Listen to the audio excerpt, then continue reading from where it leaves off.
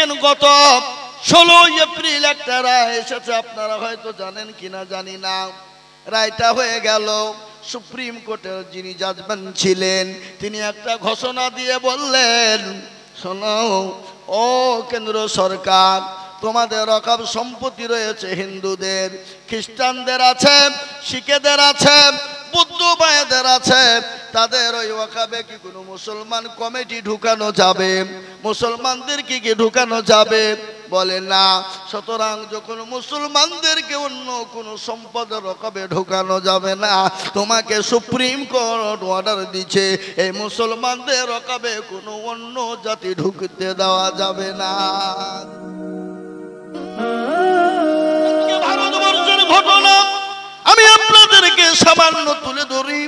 আপনারা জানেন 24 সালের মাসে 24 সালের 2024-এর মাদ্রাসা বন্ধ করে দেওয়ার জন্য হাইকোর্টে আপিল হয়েছিল। আপনার মহারাজ দিল্লি এবং গুজরাট এবং আপনার আসাম, ত্রিপুরা, বিহার, পাটনা হাইকোর্টে তারা আপিল করেছিল মাদ্রাসা বন্ধ করে দিতে হবে, কোরআন পড়া বন্ধ করে দিতে হবে, বন্ধ করে দিতে হবে।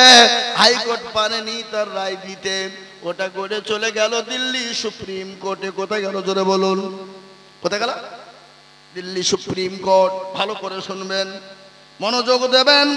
দিল্লির সুপ্রিম কোর্টে 24 সালের 25 অক্টোবর ঘোষণা হয়ে গেল। সুপ্রিম কোর্টের জাজমেন্ট যিনি ছিলেন তিনি বললেন, ভারতবর্ষের একটা মাদ্রাসা বন্ধ করে দেওয়ার ক্ষমতা কোনো মানুষের নাই। বলুন আলহামদুলিল্লাহ। সুপ্রিম কোর্ট রায় দিল, বন্ধ করে দিতে পারল না।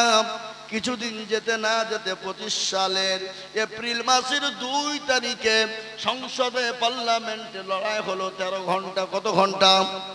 কথা বলেন না আপনারা, কথা বলেন না? 13 ঘন্টা। 13 ঘন্টা লড়াইয়ের পরে তারা রাত্রিতে চুরি করে, ডাকাতি করে, ক্ষমতার বলে, চেয়ারের বলে, শক্তির বলে তারা ওয়াকাফ আইন তারা পাস করলো। মুসলমানদের ব্রেন খুলে গেল, টনক লড়ে গেল। মুসলমানরা বলো কি করলো? আমাদের ওয়াকাফ সম্পত্তি কেটে নিয়ে নিল। আর ওয়াকাফ সম্পত্তি যদি মুসলমানদের নিয়ে নেয়, কালকে মসজিদের আজান বন্ধ হয়ে যাবে। কবরস্থান, আপনার বাপ মা যদি মারা যায়, আপনার মা বাপকে কবরে মাটি দিতে দিবে না, আপনাকে ঈদগাহে নামাজ পড়তে দিবে না, মাদ্রাসায় পড়তে দিবে না, আপনাকে মার কাছ থেকে বন্ধ করে দিবে। সমস্ত কেড়ে নেওয়ার জন্য একটা আইন তৈরি করলো। আর আমাদের বাপ দাদার পূর্বপুরুষ যিনারা ছিলেন 200 বছর, 300 বছর, 500, 600 বছর আগের সম্পত্তি আল্লাহর নামে উৎসর্গ করে দিয়ে গেছে, ইসলামের জন্য দিয়ে গেছে।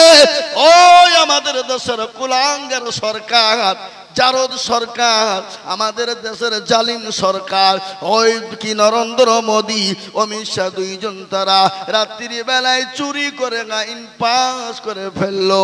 তারা এটা শক করতে চাইলো মুসলমানদের মসজিদ, মাদ্রাসা, মারকাত, খানকাকে আমরা দখল করে নিব। কিছুদিন পরে মুসলমানদেরকে মেরে দিয়ে দেশ থেকে তাদেরকে তাড়িয়ে দিব। এই মুসলমান, আমরা তো সেই জাত, আমরা তো খালিদ বিন ওয়ালিদের উত্তরসূরি, আমরা তো হযরত ওমরের উত্তরসূরি, আমরা তো আপনার হযরত আলীর উত্তরসূরি। আমাদের এক বিন্দু রক্ত থাকতে আমাদের মাদ্রাসা, মসজিদ, মারকাত, খানকা বন্ধ হতে দেব না। এবং ওয়াকাফ সম্পত্তি আমরা কেড়ে নিতে তারা দেব না। প্রয়োজন হলে আমরা মরে যাব, কাফন বাঁধবো। তোমার যত রকমের বুলেট বোমা আছে, যত তোমার সৈন্য রয়েছে, তারপরও ইনশাআল্লাহ ওয়াকাফ আমরা কেড়ে দিতে তোমাদেরকে দেব না। এ মুসলমান, এক এক করতে করতে করতে কেস হয়ে গেল 100টা। শুনেন ভালো করে, 100টা কেস হলো সুপ্রিম কোর্টে। দেখেন গত 16 এপ্রিল একটা রায় এসেছে, আপনারা হয়তো জানেন কিনা জানি না। রায়টা হয়ে গেল, সুপ্রিম কোর্টের যিনি জাজমেন্ট ছিলেন তিনি একটা ঘোষণা দিয়ে বললেন, শোনো ও কেন্দ্র সরকার, তোমাদের ওয়াকাফ সম্পত্তি রয়েছে হিন্দুদের, খ্রিস্টানদের আছে, শিখেদের আছে, বুদ্ধ ভাইদের আছে, তাদের ওই ওয়াকাবে কি কোনো মুসলমান কমিটি ঢুকানো যাবে? মুসলমানদের কি ঢুকানো যাবে? বলে না। সুতরাং যখন মুসলমানদেরকে অন্য কোনো সম্পদের রকমে ঢোকানো যাবে না, তোমাকে সুপ্রিম কোর্ট অর্ডার দিচ্ছে এই মুসলমানদের রকমে কোনো অন্য জাতি ঢুকতে দেওয়া যাবে না। জোরে বলুন আলহামদুলিল্লাহ, জোরে বলুন আলহামদুলিল্লাহ। একটু সুর নরম হয়ে গেল কেন্দ্রীয় সরকারের। তারা আজকে আমাদের সামনে স্লোগান দিচ্ছে, আমাদেরকে ভালো বলতে চাইছে। বলে আমরা তো এটা বলিনি মুসলমানদের সম্পদে কোনো হিন্দুদেরকে ঢুকাবে, এটা তো আমরা বলিনি। কিন্তু মুসলমান তাহলে এটা করলে কেন? বলে মুসলমানদের ভালো করার জন্যে। আমি আপনাদেরকে বলি যে সরকার মুসলমানদেরকে 5 মিনিট নামাজ পড়তে রাস্তায় দেয় না, যে মুসলমানদের মসজিদগুলোকে বুলডোজার দিয়ে ভেঙে দেয়, মুসলমানদের মাদ্রাসা গেলা বুলডোজার দিয়ে ভেঙে দেয়, যে সরকার মুসলমানদের লিঞ্চিং করে মারে, যে সরকার মুসলমানদের যুবকদেরকে হত্যা করে, যে সরকার মুসলমানদেরকে বিনি অন্যায় বিনি কারণে জেলে ভরে দেয়, সে সরকার মুসলমানদের ভালো করবে এটা মনে হয় না, এটা কখনোই মনে হতে পারে না। মুসলমানরা কিন্তু এক বিন্দু রক্ত থাকতে ওয়াকফ সম্পত্তি দেবে না বলে ভারতবর্ষের সারা দেশে আপনার তোলপাড় শুরু হয়ে গেল। সুপ্রিম কোর্ট বলল বড় বেজায়, বড় বেজায়। সুপ্রিম কোর্ট আপনার রায় দিয়েছে, আগামী শুনানি রয়েছে 5 মে। ওয়াকফ ইনশাআল্লাহ আমাদের দিকে ফিরে আসবে। বলুন ইনশাআল্লাহ, জোরে বলুন ইনশাআল্লাহ। একজনে মুসলমানরা মাঠে নেমেছে, মাঠে নেমেছে। যতক্ষণ পর্যন্ত ওয়াকফ আমাদের কাছে না ফিরবে এই আন্দোলন আমাদের বন্ধ হবে না। তাই তো আগামী 26শে এপ্রিল কলকাতা ব্রিগেড ময়দানে ডাক দিয়েছে মুসলিম পার্সোনাল ল বোর্ড, ডাক দিয়েছে।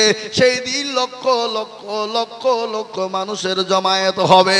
আজ আমি আপনাদেরকে বলতে চাই বন্ধু, ও বাংলার মুসলমানেরা, আপনার ঈদগাহ, আপনার গোরস্থান, আপনার বাপ যদি মারা যায় আপনি গোরস্থানে মাটি দিতে পারবেন না। কেন পারবেন না? আপনাকে আইন কোর্ট পাস করতে হবে। দমকল থানা থেকে আপনার বহরমপুর কোর্টে যাবে, বহরমপুর থেকে হাইকোর্ট যাবে, হাইকোর্ট থেকে দিল্লি সুপ্রিম কোর্ট যদি আপনাকে পাস দেয় আপনি আপনার বাপকে মাটি দিতে পারবেন, নচেত আপনার বাপকে মাটি দিতে পারবেন না। তাই আজকে আমাদের দেশের কেন্দ্রীয় সরকার, ওই জুলুমবাজি সরকার, আজকে মুসলমানদের ওয়াকফ সম্পত্তি কেড়ে নিতে চায়। কিন্তু মুসলমানদের আসল চেহারা কিন্তু তিনি দেখেননি। মুসলমানদের কাছে লাঠি নাই, মুসলমানদের কাছে বোমা নাই, মুসলমানদের কাছে আপনার কি নাই, মুসলমানদের কাছে পরমাণু নাই, মুসলমানদের কাছে প্রশাসন নাই। মুসলমানদের পাশে একজন আছেন, তিনি হলেন কে একটু চিল্লিয়ে বলা যাবে না, জোরে বলুন না কে তিনি? তিনি হলেন আল্লাহ। আল্লাহ আছেন, মারা গেছে এরকম 313 জন সাহাবা বদরের প্রান্তে 313 জন সাহাবাকে নিয়ে লক্ষ লক্ষ কাফেরের মোকাবিলা করেছিল মুসলমানেরা। কাফেররা ময়দান ছেড়ে, বদর মাঠ ছেড়ে তারা পালিয়েছিল। আমরা তো তাদেরই জাত, আমরা মরাকে ভয় করি না, পরোয়া করি না। জোরে বলুন ইনশাআল্লাহ, জোরে বলুন ইনশাআল্লাহ। প্রয়োজন হলে জীবন দিয়ে দেব, এক বিন্দু মাদ্রাসা মসজিদের একা ইট পর্যন্ত দেব না। প্রয়োজন হলে জীবন দিব। কেন? আমরা মরে গেলে শহীদ, ওপারে আল্লাহর জান্নাত, আর যদি বেঁচে যায় তাহলে গাজী। এ বাবা, একদিন আগে মরলে কি হবে? হয়তো একদিন পরে মরব, আগে মরলে অসুবিধা আছে নাকি? জোরে বলুন। দিনের জন্য যদি মারা যায় শহীদ হয়ে যাব, আল্লাহর জান্নাতে যেতে দেরি, আল্লাহর জান্নাতে যেতে দেরি না। পুল, একটা ব্রিজ, একটা কালভেট, এপারে দুনিয়া আর ওই পারে আল্লাহর জান্নাত। এ মুসলমান, তাই আজকে মুসলমান ডাক দিয়েছে, ইসলাম বাঁচাও, দিন বাঁচাও, কোরআন বাঁচাও, মসজিদ মাদ্রাসা মারকাজ খানকা বাঁচাও। ওগো ডমকুল থানার মুসলমানেরা, আজকে মনে মনে করছে আমাদের দেশে তো নাই, হয় নাই, কিন্তু কালকে ও দেশে, কালকে দেশে, ওই দেশ করতে করতে আপনার দেশে এসে যাবে, আপনি কিছুই করতে পারবেন না। আজ আমি আপনাদের এক বিন্দু রক্ত থাকতে মসজিদ মাদ্রাসা খানকা মারকাতকে আমরা বেঈমানদের হাতে তুলে দিব না। একটু হাতটা উঁচু করে দিয়ে একবার আল্লাহকে দেখে বলুন ইনশাআল্লাহ। অনেকে তুলল না, তারা মনে করছে দেখো মুলবি তুলতে পারছে বলে এবার কায়দা করবে। এ বাবা, আপনি হাত তুললেন না ঠিক, কিন্তু জিতলেন না হারলেন।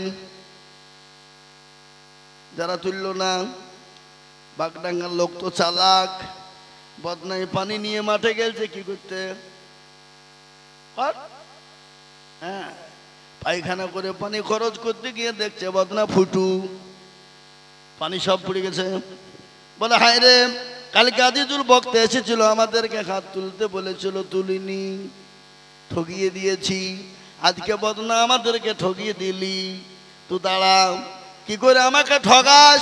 ও আবার তারপর দিন বদনাই করে পানি নিয়ে চলে গেছে।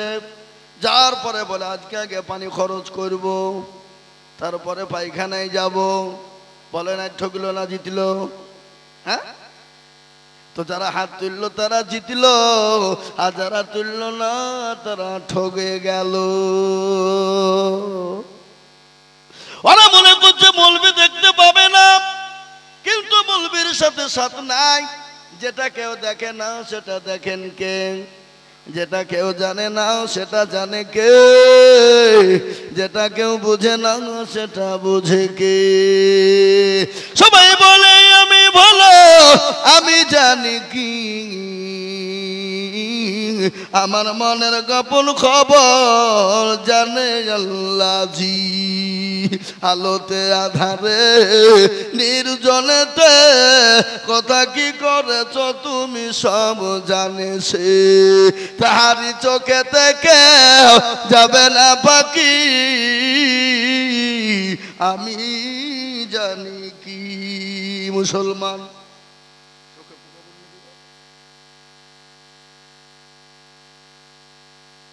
এ মুসলমান, আল্লাহওয়ালা দিনওয়ালা, ও দরদি মুসলমান গো, তাই যারা হাতটা তুলে দিন তারা জিতে গেল।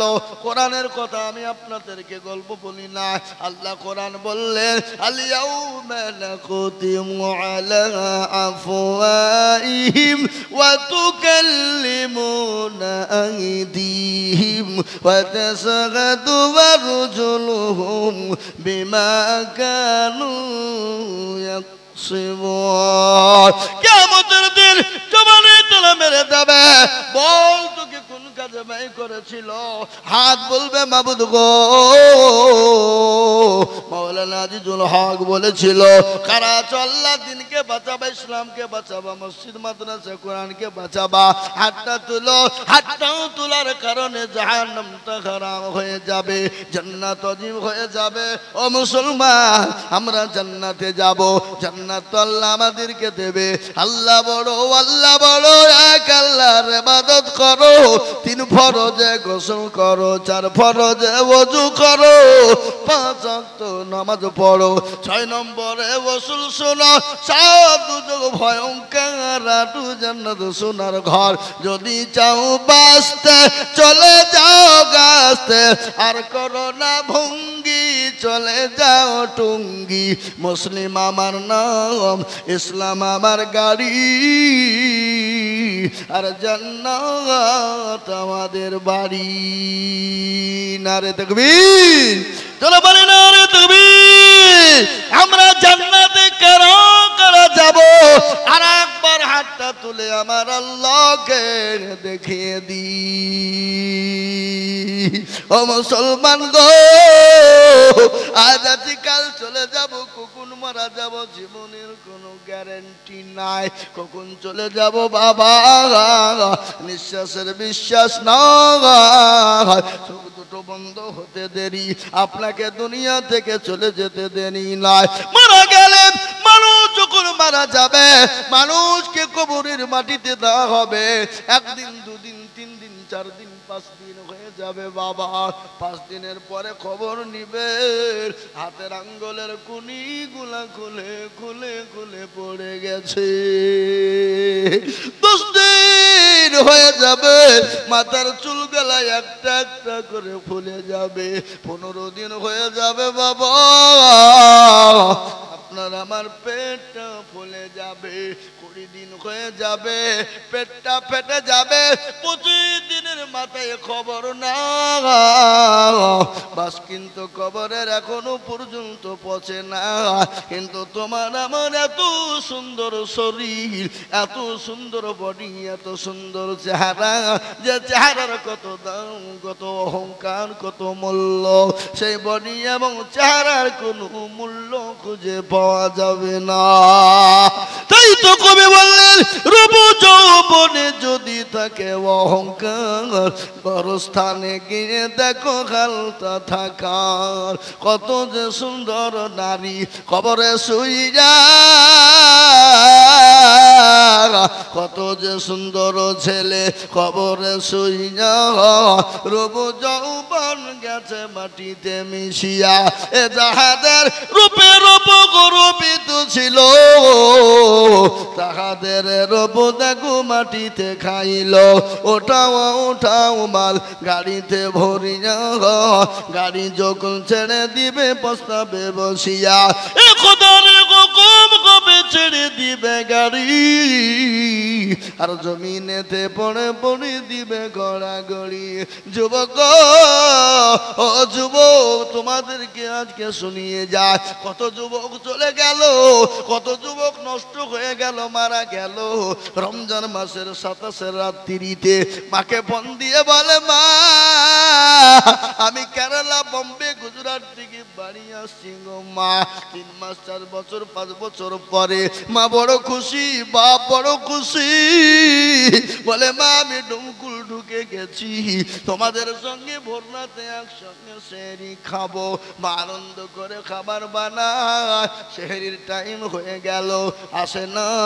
স্বামীকে বলেন, স্বামী গো একটু দয়া করে আমার কলিজার সন্তানটাকে একটু ফোনটা করবেন, একসঙ্গে খাবার কথা ছিল, খেতে পারলো না, খোঁজ নেন। স্বামী বলেন, বিবি রে এখন পরবের বাজার, রাস্তাঘাটে জাম হতে পারে, দেরি হয়ে গেছে, আসবে কিছুক্ষণ পরে। বাবা সেহরির টাইম শেষ হয়ে গেল, ফজরের আজান হয়ে গেল, বাড়িতে সবাই খাওয়া দাওয়া করে নামাজ পড়ে আরাম করে ঘুমিয়ে গেছে। মা কিন্তু ঘুমায় না, জনম দুঃখিনী মা ঘুমাই না। কিছুক্ষণ পরে বেল বেজে উঠল, কে গো? বলে, চাচা মোবাইলটা একটা লাশের পাশে পেলাম, জানি না আপনি কে। বলে, বাবা তোমার গলার আওয়াজ তো বুঝতে পাচ্ছি না, এটা তো আমার বেটার মোবাইল, কিন্তু গলার আওয়াজ তো আমার বেটার না। বলে, চাচা গো ডমকুল থেকে বেরিয়ে যেতে লরির সঙ্গে অ্যাক্সিডেন্ট হয়ে গেছে, সারি সারি লাশ সাজানো আছে, বাপার থাকতে পারে না, কাউকে না বলে চিৎকার দিয়ে গলা পাঠিয়ে দৌড়তে শুরু করে দিল। লাশের কাছে পৌঁছে গেল, একে একে কাপন তুলে যায়, বেটা নাই, বেটা নাই, বেটা নাই। লাশের কাপন শেষের দিকে দেখে দরদি বেটা দুনিয়া থেকে বিদায় হয়ে গেছে। লাশ নিয়ে বাড়ি চলে এলো, মা জননী জল দুঃখিনী দরদিনী মা। মা বলে, আরে এই তো মরার লাশের গাড়ি, কার এমন কপাল পড়ল রে বাবা। কিছুক্ষণ পরে বলে, না না লাশের গাড়ি তো আমার বাড়ির দিকেই আসে। কি ব্যাপার, কি ঘটনা ঘটে গেল? আল্লাহু আকবার। লাশটা গিয়ে বাড়িতে পৌঁছে গেল, মায়ের হাজারি বলে, হাই রে বেটা, বেটা নামাজ নদিন তোকে কষ্ট করে গর্বে রেখেছিলাম, আমি যে তোর জনৌ দুঃখিনী মা, আজকে 4টে বছর তুই আমাকে মা বলিসনি, আজকে কলিজার সন্তান আমাকে একবার মা বলে ডাক। মুসলমান এরকম ঘটনা অনেকেই ঘটে কি ঘটে না জোরে বলো। রমজান মাসের বাবার একটা মারাত্মক ঘটনা, বাপের 4টে বেটা কত রমজানে পানিতে ডুবে মারা গেছে। একজন এবার 3 ভাই বিদেশ থেকে বাড়ি এসে বাজার করে নানা নানির বাড়ি দিয়া যাওয়ার পথে বাবা গাড়ির সঙ্গে এমন অ্যাক্সিডেন্ট হয়ে গেল, 3টে ভাই দুনিয়া থেকে বিদায় হয়ে গেল। আমি বলবো বাপ, ও তরুণ যুবক বাপজি ভাইরা, কার কুকুর টাইম চলে আসবে, তাই আসুন আল্লাহর দিনকে জীবনে আঁকড়ে ধরি, আল্লাহর হুকুমকে পালন করি। আমি আপনাদের সামনে হাদিস পড়েছি, আল্লাহ নবী বলে গেছে, মাম্বানা লিল্লাহি মসজিদাম বানাল্লাহু লাহু বাইতান ফিল জান্নাহ, যারা মসজিদ বানিয়ে দেবে আল্লাহ তাআলা দুনিয়া জমিনে তাদের জন্য কিয়ামতের মাঠে আল্লাহ তাদের জন্য জান্নাতে ঘর বানিয়ে দেবে। এই মসজিদ ঈদগাহের জন্য উন্নতি কল্পে জলসা। আজ আমি আপনাদেরকে বলবো কখন কোন টাইমে চলে যাব।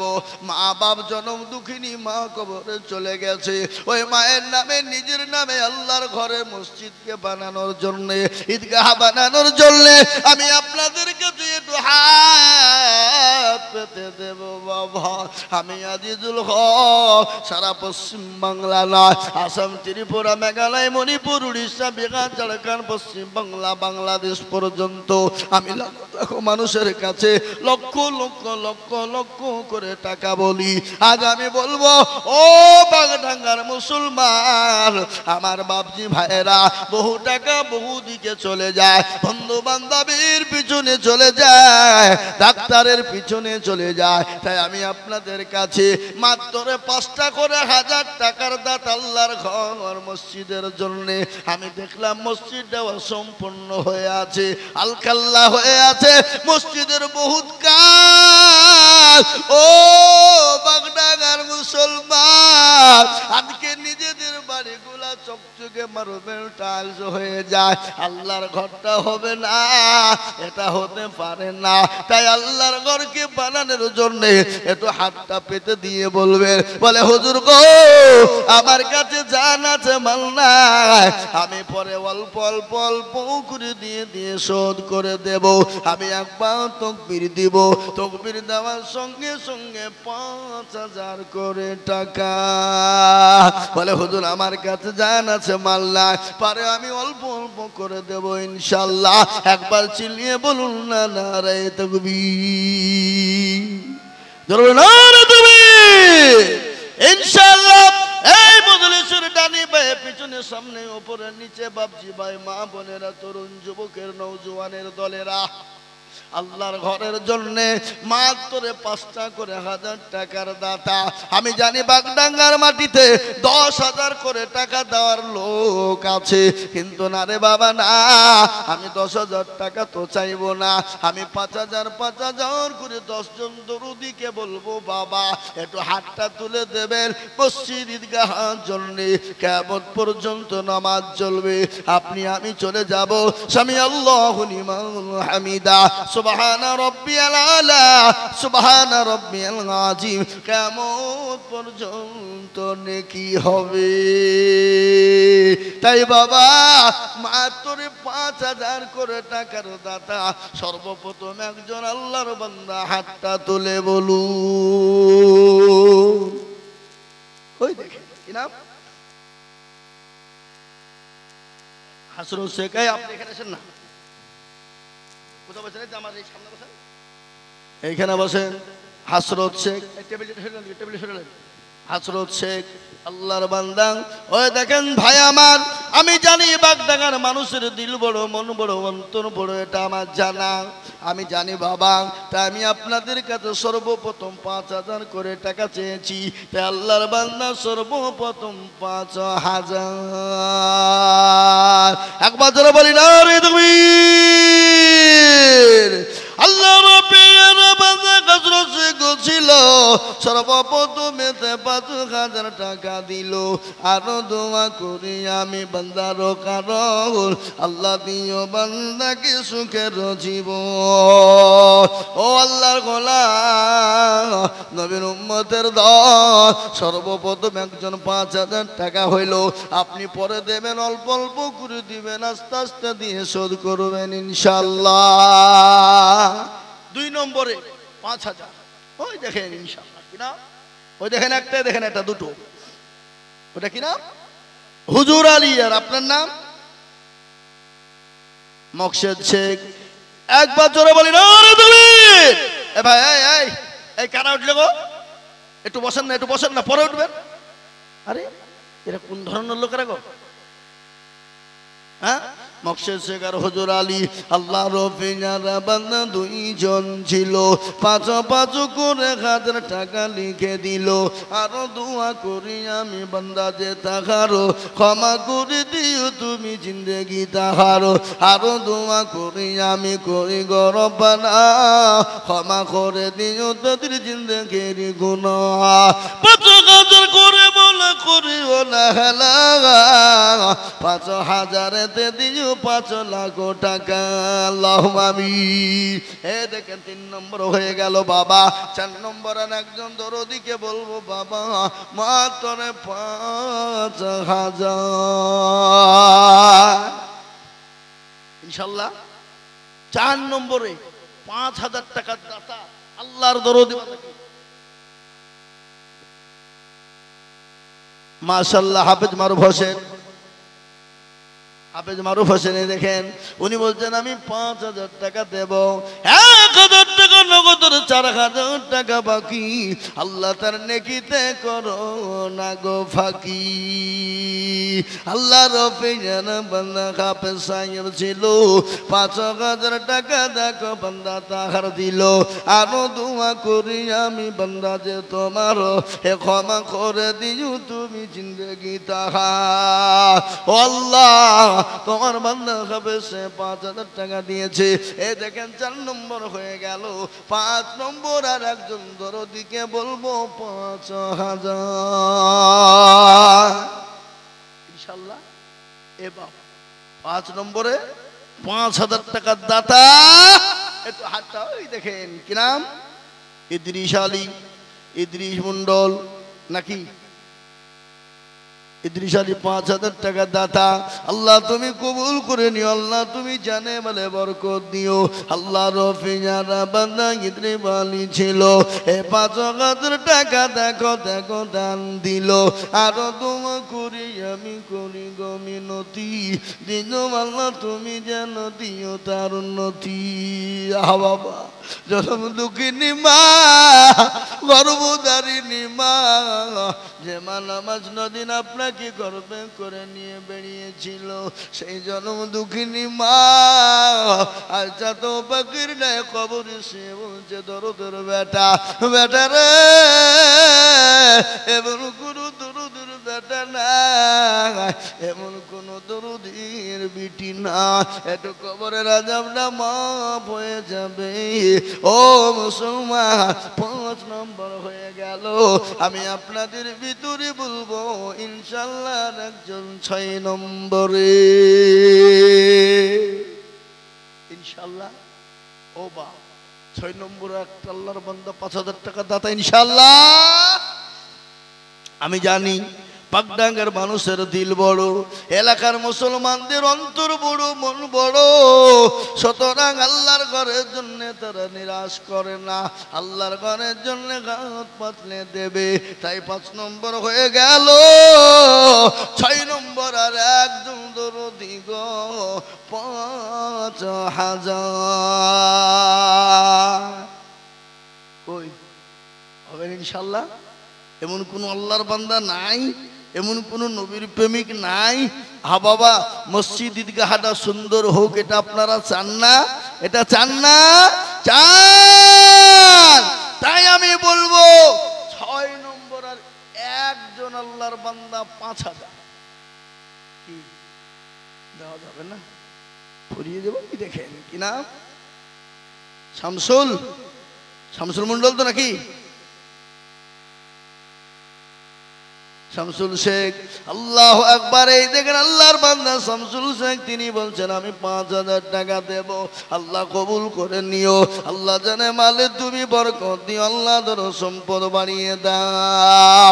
আল্লাহ রফি আরা বান্দা শামসুল শেখ ছিল ৫,০০০ টাকা দেখো দেখো দান দিল। এই কমিটির লোক কই? খালি আপনি একাই তো? মা বন্ধে কত লোক পাঠান? হ্যাঁ, এই উঠবেন না। এই বাবু একটু বসো, শোনা শোনা দরদি, একটু বসো, তোমরা একটু বসো, যাই হোক উঠো, উঠো না উঠো না উঠো না। এমনি তো লোক কম, আবার তোমরা যদি উঠে চলে যাও মজলিসটা নষ্ট হয়ে যাবে। আর তোমরা কি চাও যে মজলিসটা নষ্ট হয়ে যাক? মুসলমান কখনোই চাই না। জি, সুতরাং আল্লাহর বান্দা এই দেখে ৬ নম্বর হয়ে গেল। ৭ নম্বরে আর একজন আল্লাহর বান্দা ৫,০০০ টাকাই দেখেন কি নাম? বদলুর রহমান। আল্লাহ রফি যারা বান্দা বদলুর রহমান ছিল, ৫,০০০ টাকা বদলুর রহমান গো দিল। আল্লাহুম্মা আমিন।